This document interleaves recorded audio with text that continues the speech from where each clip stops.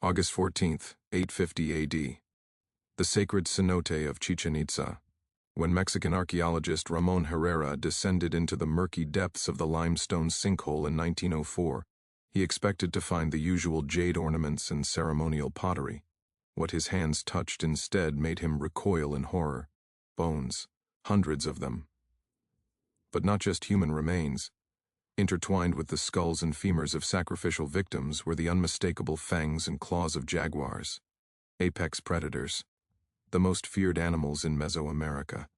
They had been drowned alongside men, women, and children in ritualistic offerings to Chaac, the rain god. The initial discovery was shocking enough, but when archaeologists began reconstructing the final moments of these sacrifices, when they analyzed the scratch marks on the cenote walls and the positioning of the remains, they uncovered something that defied everything we thought we knew about Maya religious practices. The jaguars hadn't been killed before entering the water. They had been thrown in alive, fighting, clawing, alongside their human companions in death. But the truth was far more terrifying than anyone could have imagined. Before we uncover the truth about the sacred cenote jaguars, how 850 AD Chichen Itza priests drowned apex predators with human offerings in desperate pleas to their rain god. Make sure to subscribe to Fear Sermon and ring that notification bell. We're a community of over 500,000 mystery seekers who aren't afraid to explore history's darkest corners. Drop a comment below telling us where you're watching from. We love hearing from our community of mystery seekers around the world. Now let's descend into the darkness of the sacred cenote. The year is 848 AD, and the great Maya civilization stands at a crossroads. For centuries, the Maya had built an empire that stretched across what we now call Mexico, Guatemala, Belize, and Honduras. Their astronomers could predict eclipses with stunning accuracy. Their mathematicians had independently discovered the concept of zero. Their architects had constructed pyramids that still stand today, aligned perfectly with celestial bodies. But by the mid-9th century, something had gone terribly wrong. Chichen Itza, the jewel of the northern Yucatan Peninsula, was experiencing its third consecutive year of drought. The cornfields that fed thousands had withered to dust. The reservoirs that sustained the city through dry seasons had dropped to dangerous levels. Children with distended bellies wandered the plaza. The elderly collapsed in the merciless heat. The sacred cenote, a natural limestone sinkhole approximately 200 feet in diameter and 65 feet deep, had been the site of religious ceremonies for generations.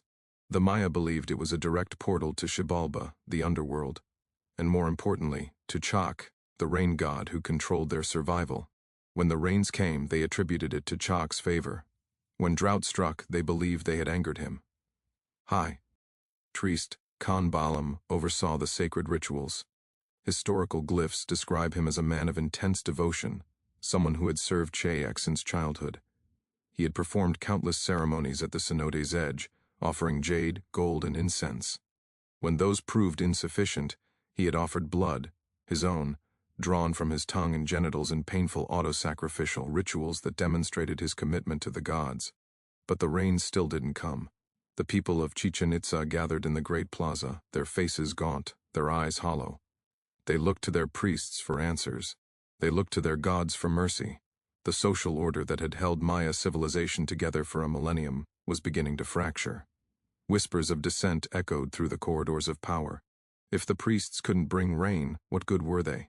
If Chaac wouldn't listen, perhaps the people were worshipping the wrong gods. Khan Balam knew he was running out of time.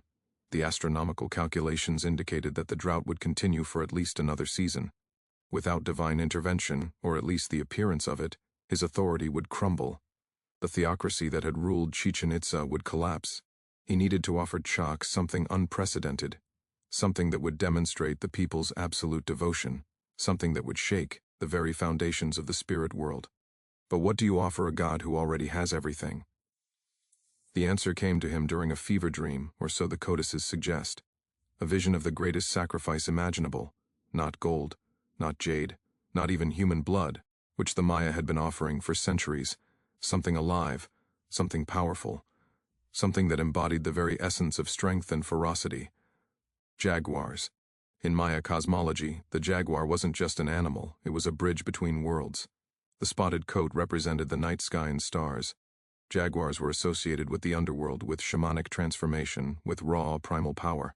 Maya kings took jaguar names, Warriors wore jaguar pelts. The jaguar was divinity made flesh. To sacrifice a jaguar would be to offer Chaac a piece of divine power itself.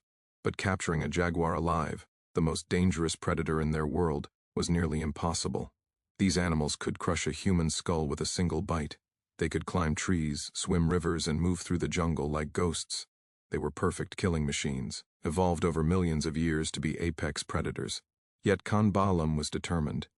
He assembled a team of the finest hunters in the Maya realm, men who had spent their entire lives in the jungle, men who understood animal behavior and tracking, men who were willing to risk everything for their gods and their people. What they didn't know was that capturing the jaguars would be the easy part. The first incident occurred on the night of July 3, 849 AD.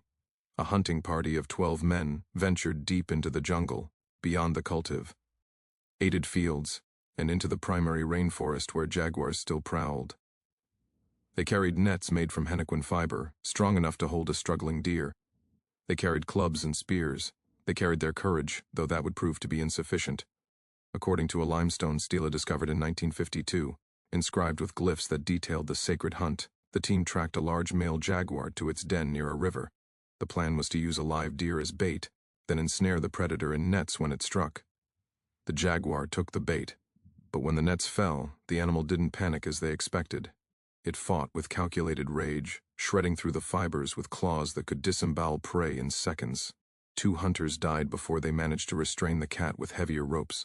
A third lost his arm to the jaguar's jaws, that crushing bite force that could pierce turtle shells and caiman skulls. The survivors dragged the thrashing jaguar back to Chichen Itza, where it was kept in a reinforced, wooden cage near the sacred Cenote. The animal's roars echoed across the city day and night, a sound that was both magnificent and terrifying. Parents used it to frighten children into obedience. Priests claimed you could hear the voice of the underworld itself in those cries. But one jaguar wasn't enough for Khan Baalam's vision. The second incident happened 3 weeks later. Another hunting party, this time 15 men, ventured out. They were more prepared, more cautious, having learned from the first team's near disaster. They captured a female jaguar, pregnant, and therefore more aggressive in protecting her territory. 6 men died in this capture. The Maya were literally throwing their lives at these animals, and the community began to question whether this was divine will or the madness of a desperate priest. Families of the dead hunters demanded compensation. They demanded answers. Why were they sacrificing their men to capture animals? Traditional human sacrifices were taken from prisoners of war or volunteers who considered it an honor. But losing experienced hunters, valuable members of society, to wild beasts seemed wasteful, even sacrilegious. Khan Baalam silenced the criticism with religious authority. He declared that every man who died in the sacred hunts would be guaranteed passage to the paradise realm of the gods. Their sacrifice would be remembered in stone. Their families would receive special status and extra rations from the temple stores.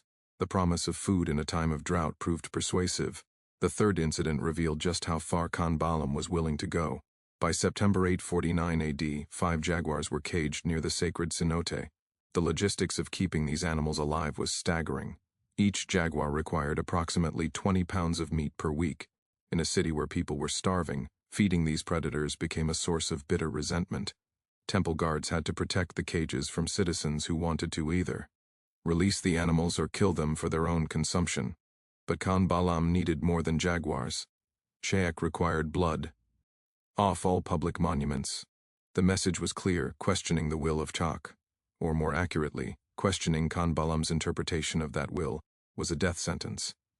Fear settled over Chichen Itza like a shroud. People stopped speaking openly about the ceremonies. They kept their doubts private, shared only in whispers with trusted family members. The city had become a theocratic police state, where religious orthodoxy was enforced with brutal efficiency.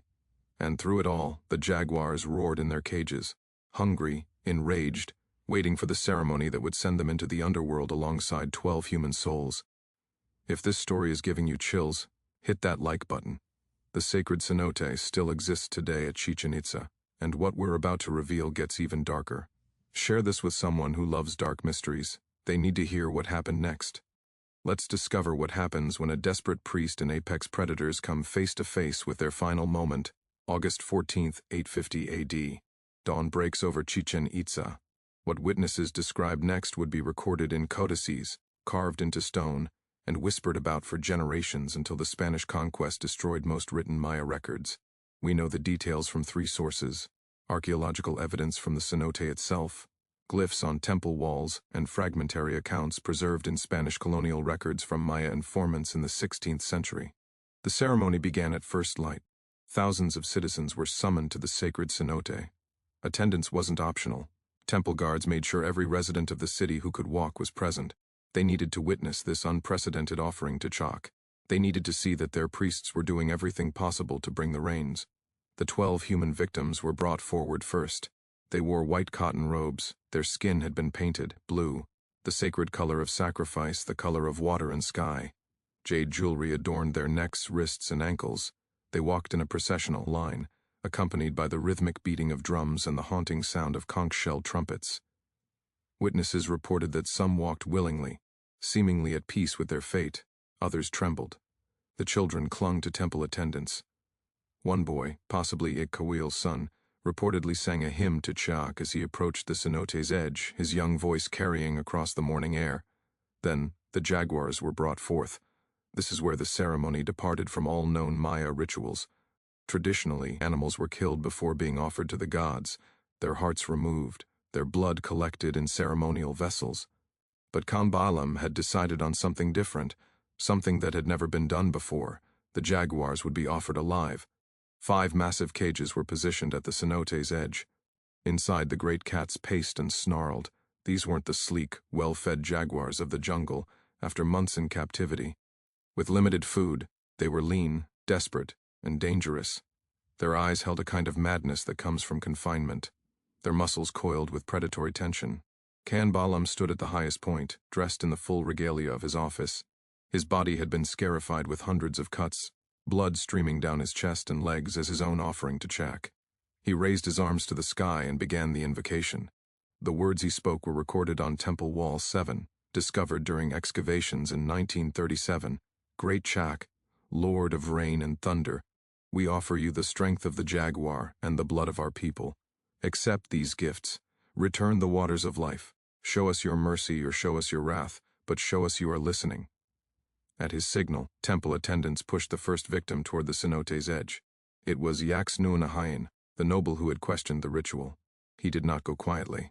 He struggled against his bonds, shouting that Kambalam was a fraud, that this was murder, not sacrifice.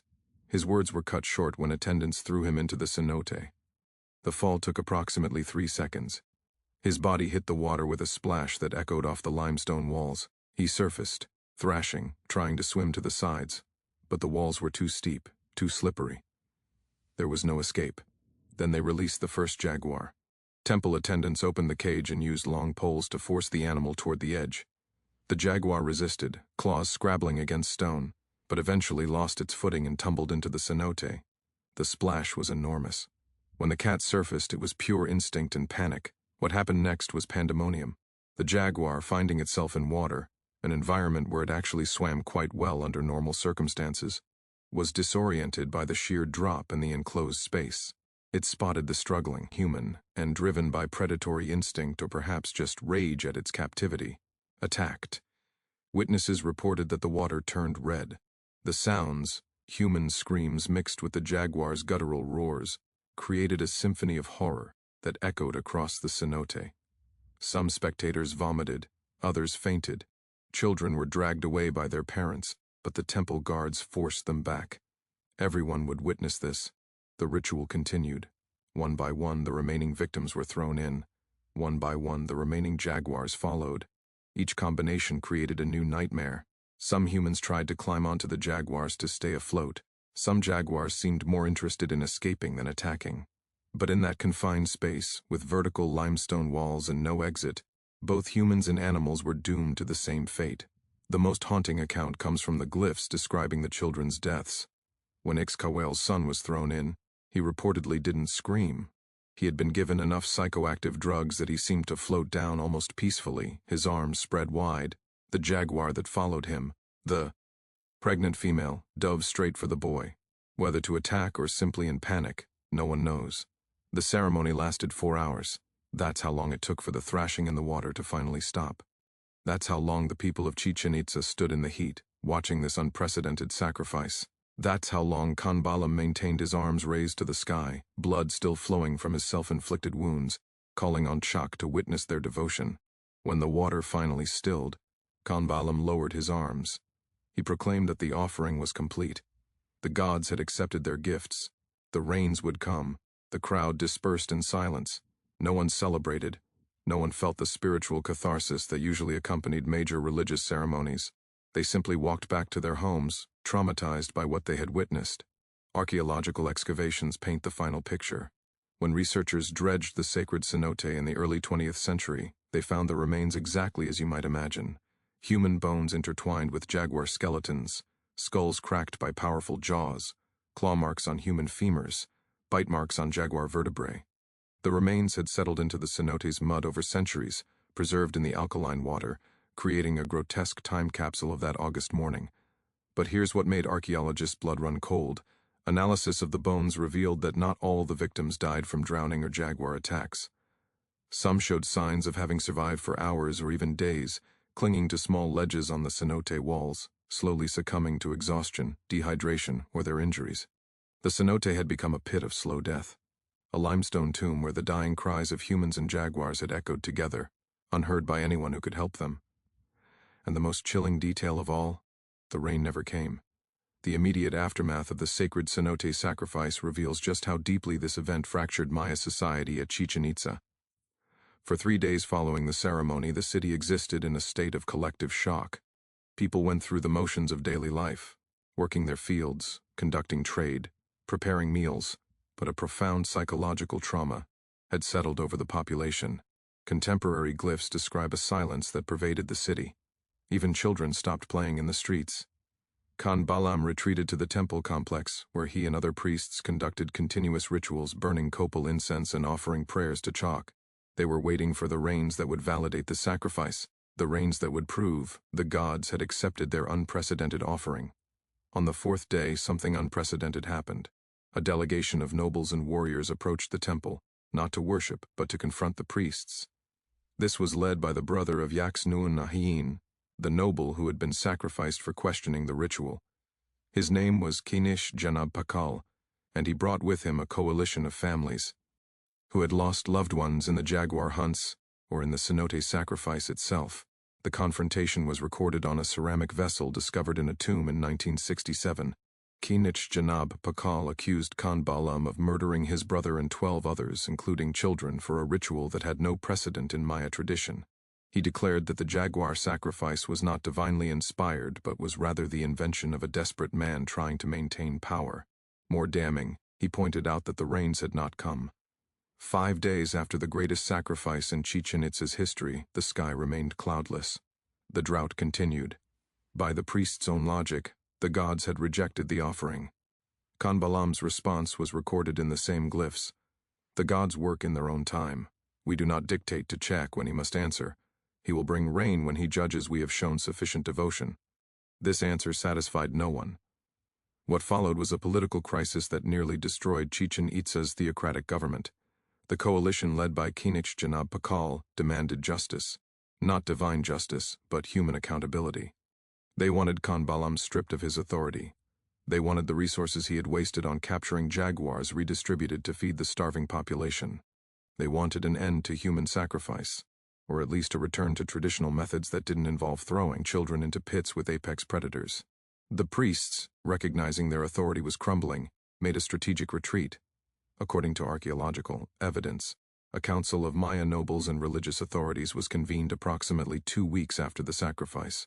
This was unusual. Typically, priests operated with complete autonomy in religious matters, but the jaguar sacrifice had crossed a line that even a devout population couldn't accept. The council reached several decisions. First, Khanbalam would maintain his title as high priest but would be restricted to ceremonial duties. He would no longer have unilateral authority to order sacrifices or command resources. This was essentially a demotion disguised as compromise. Second, future sacrifices to the sacred cenote would return to traditional methods, jade, gold, and occasional prisoners of war, but no more mass human sacrifices, and absolutely no more live animals of any kind. Third, the families of those who died during the jaguar hunts and in the cenote would receive compensation from temple stores. This included Iscahuil, the mother who had offered her son. According to one fragment of text, she received her family's compensation but immediately threw it into the cenote afterward, screaming that no amount of jade could replace her child. Fourth, and most significantly, a new position would be created, a secular administrator who would oversee temple resources and ensure they were used for the community's benefit rather than solely for religious spectacle. This last decision marked a fundamental shift in May. A governance. For the first time in Chichen Itza's history, religious authority was being checked by civic authority. The absolute power of the priesthood had been broken. But what of Khan Balam himself? Historical records suggest he lived for another 3 years after the Jaguar sacrifice, but his existence was a shadow of his former power. Glyphs from this period describe him as a broken man, obsessed with the failure of his grand ritual. He continued to perform ceremonies at the sacred cenote, often alone, calling out to Chaac to explain why the offering had been rejected. Some accounts suggest he went mad. Guards reported finding him at the cenote's edge in the middle of the night, arguing with voices only he could hear. He claimed the spirits of the Jaguars haunted him, that he could hear their roars in his dreams, that they blamed him for their deaths. In the spring of 853 AD, Khan Balam's body was discovered floating in the sacred cenote.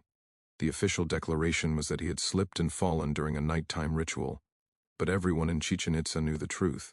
Whether it was suicide driven by guilt, an accident caused by his deteriorating mental state, or even murder by someone seeking revenge, no one could say for certain. What mattered was the symbolism. The priest who had sent so many into the cenote had joined them in death. His body was never retrieved. The Maya considered the cenote sacred, and removing anything from it, even a corpse, would be sacrilege. So Khan Balam remains there to this day, his bones resting among the jaguars and humans he sacrificed. The political fallout continued for years. Chichen Itza's religious authority never fully recovered from the Jaguar sacrifice debacle. Archaeological evidence shows a gradual decline in temple construction and religious ceremony funding over the subsequent decades. The secular administrators gained more power, transforming Chichen Itza from a theocracy into something more resembling a republic, albeit one still influenced by religious traditions. This shift may have actually saved Chichen Itza temporarily. While other Maya cities collapsed completely during the Terminal Classic period, roughly 800–950 AD, Chichen Itza survived and even thrived for several more centuries by adapting its governance structure. The Jaguar sacrifice, paradoxically, may have been the crisis that forced necessary political evolution. But the psychological scars remained. Generations of children grew up hearing about the day jaguars and humans died together in the sacred cenote. It became a cautionary tale about religious extremism, about the dangers of unchecked authority, about what happens when fear and desperation override reason. Spanish conquistadors, arriving in the Yucatan in the 16th century, recorded Maya accounts of the Jaguar sacrifice. Diego de Landa, the infamous bishop who burned Maya codices, ironically preserved this story in his Relación de las Cosas de Yucatan. He used it as evidence of Maya barbarism to justify Spanish conquest and forced conversion to Christianity. The bitter irony was not lost on Maya descendants. The Spanish, who would commit their own atrocities during the conquest, pointed to the sacred cenote sacrifice as proof that the Maya needed European civilization. Historical trauma was weaponized for colonial purposes. Modern investigations of the cenote began in earnest in 1904 with American consul and amateur archaeologist Edward Thompson. He used dredging equipment to pull artifacts and remains from the murky water.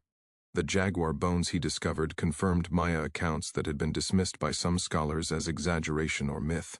Subsequent excavations in the 1960s, using more sophisticated archaeological techniques, revealed the full scope of what had occurred. Forensic analysis of the remains showed the violence of those final moments, the claw marks, the bite wounds, the signs of struggle. Some human remains showed defensive wounds, arms broken while trying to fend off jaguar attacks. Some jaguar remains showed signs of drowning, their lungs preserved in the anaerobic mud. The cenote became an archaeological goldmine and an ethical nightmare. How do you properly respect remains from a mass sacrifice? Should they be removed for study or left in their watery grave? Mexican authorities eventually restricted access to the cenote, allowing only limited archaeological work under strict supervision. Today, tourists visit Chichen Itza by the thousands, marveling at the pyramids and ball courts. Most walk past the sacred cenote without realizing what happened there over a millennium ago. Those who do learn the story often dismiss it as ancient history, something cruel from a less enlightened age. But the question remains, was it really so different from the desperate measures humans take today in times of crisis? The sacred Cenote Jaguar sacrifice of 850 AD represents more than just a historical horror story. It reveals fundamental patterns about human behavior under stress that remain relevant today. First, consider the psychology of escalation.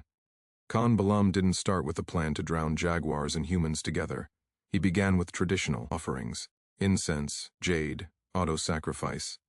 When those failed to bring rain, he escalated to more dramatic gestures. Each failure demanded a more extreme response. This is a pattern we see repeated throughout history.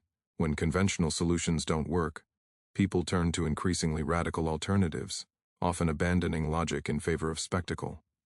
Modern parallels exist in how societies respond to crises. Economic depressions, pandemics, environmental disasters, all create conditions where rational discourse can be overwhelmed by desperate, sometimes extreme measures. The key question is always the same: at what point does justified concern transform into dangerous fanaticism? Second, the Jaguar sacrifice illuminates the relationship between power and Nara. Tive control. Khan Balam maintained his authority through a combination of religious conviction and political calculation. He genuinely believed he was serving the gods, but he also recognized that dramatic action was necessary to preserve his social position. When the drought threatened to undermine faith in the priesthood, he responded with an unprecedented ritual that would either restore his authority or destroy it. This tension between true belief and political necessity appears throughout religious history. Did Torquemada truly believe he was saving souls during the Spanish Inquisition, or was he consolidating power? Did Puritan witch hunters genuinely fear demonic possession, or were they resolving social conflicts through religious theater? The Jaguar sacrifice reminds us that these motivations are rarely pure. Human psychology is complex, and people can simultaneously believe in their cause and exploit it for personal gain. Third, the event demonstrates how societies rationalize extreme violence. The people of Chichen Itza weren't monsters. They were farmers, craftsmen, traders, ordinary people facing an extraordinary crisis. Yet they stood and watched as children and jaguars were thrown into a pit. They witnessed hours of suffering and death, and they didn't revolt. Why? Because the violence had been framed as necessary and sacred, because questioning it meant challenging the entire social order, because in times of desperation, people cling to authority figures who promise solutions no matter how horrifying those solutions might be. This is perhaps the most disturbing parallel to modern life. We like to think we've evolved beyond such barbarism, but history suggests otherwise. The 20th century alone provided numerous examples of ordinary people participating in or tolerating extraordinary violence when it was presented as necessary for the greater good. The Holocaust, the Khmer Rouge killing fields, Rwanda, Bosnia. The mechanism is always similar: a crisis real or manufactured, authoritative figures who claim special knowledge or divine insight, a gradual escalation of violence that becomes normalized, and a population too frightened or indoctrinated to resist. Fourth, the aftermath of the Jaguar sacrifice reveals how societies process collective trauma. Chichen Itza didn't simply move on after August 850 AD. The event fundamentally altered their political structure, shifting power away from religious authorities towards secular governance. This wasn't immediate revolution, but rather a gradual adaptation, a collective recognition that unchecked, religious authority had led to catastrophic results. This pattern of reform following religious extremism appears repeatedly in history. The 30 Years' War led to the Peace of Westphalia and the concept of religious tolerance. The excesses of the Catholic Church contributed to the Protestant Reformation. The Jonestown Massacre and similar cult tragedies led to increased scrutiny of religious movements and better understanding of psychological manipulation. Societies learn, slowly and painfully, from their worst moments. But the lessons are never permanent. Each generation must relearn the dangers of fanaticism, the importance of questioning authority, the need for systems that prevent any individual or institution from accumulating absolute power. Fifth, the Cenote sacrifice speaks to our relationship with nature and animals. The Maya revered jaguars as sacred beings, embodiments of divine power. Yet when desperation struck, they were willing to destroy what they worshipped. This paradox, holding something sacred while also being willing to sacrifice it, reflects a deeper contradiction in how humans relate to the natural world.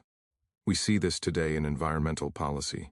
We recognize the sacred value of nature, the awe-inspiring beauty of old-growth forests, the majesty of whales, the delicate balance of ecosystems. Yet we continue to destroy these things when economic or political pressures demand it. The difference is one of scale and awareness. Balaam threw 5 jaguars into a cenote. Modern civilization is conducting a planetary-scale extinction event. The suffering of those jaguars, confused, terrified, dying slowly in water they couldn't escape, mirrors the suffering we inflict on countless species today. We've simply made it invisible, hidden behind corporate euphemisms and industrial processes, so we don't have to watch the way the people of Chichen Itza were forced to watch. Finally, the lasting legacy of the sacred cenote is about memory and meaning. The Maya never forgot what happened there. Even as Chichen Itza declined and was eventually abandoned around 1200 AD, oral traditions preserved the story. When Spanish conquistadors arrived centuries later, Maya informants still remembered. When archaeologists began systematic excavations in the 20th century, they found physical evidence that matched the historical accounts. The cenote became a place of pilgrimage, not celebration, a reminder of what must never happen again. In this way, the site serves a function similar to Holocaust memorials or the Peace Memorial Park in Hiroshima, places where historical horror is preserved not to glorify violence, but to warn against repeating it. Today, climate change and water scarcity are creating new crises around the world. Droughts are becoming more severe. Agricultural collapse is displacing populations. Desperate people are looking for solutions, and not all of those solutions will be rational or humane.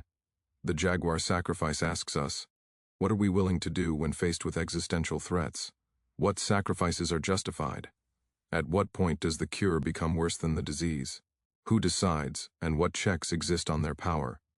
These aren't ancient questions. They're immediate, pressing concerns that every society must grapple with. The Maya of Chichen Itza learned, at terrible cost, that even the most sincere religious devotion can lead to atrocity when combined with desperation and unchecked authority. Whether we've truly learned that lesson remains to be seen. The sacred cenote still exists at Chichen Itza today. You can stand at its edge, look down into the green water, and know that somewhere beneath the surface rest the bones of jaguars and humans who died together on that August morning, over 1170 years ago. What do you think drove Balaam to such extreme measures? Was he a true believer who genuinely thought he was serving his gods, a politician desperate to maintain power, or simply a man who made increasingly terrible decisions under the pressure of an impossible situation? Leave your theories in the comments below. Our community has some of the most thoughtful discussions on YouTube, and I always read through them. If this story affected you, subscribe to Fear Sermon for more lost chapters from history. We explore the dark corners where human nature, belief, and desperation intersect. Hit that notification bell so you never miss an episode. Share this with someone who loves dark mysteries and historical deep dives. Next week, we're investigating another case of religious extremism gone wrong, this time from medieval Europe. You won't want to miss it. Thank you for watching. Remember, the most terrifying stories are the ones that actually happened. See you in the next video.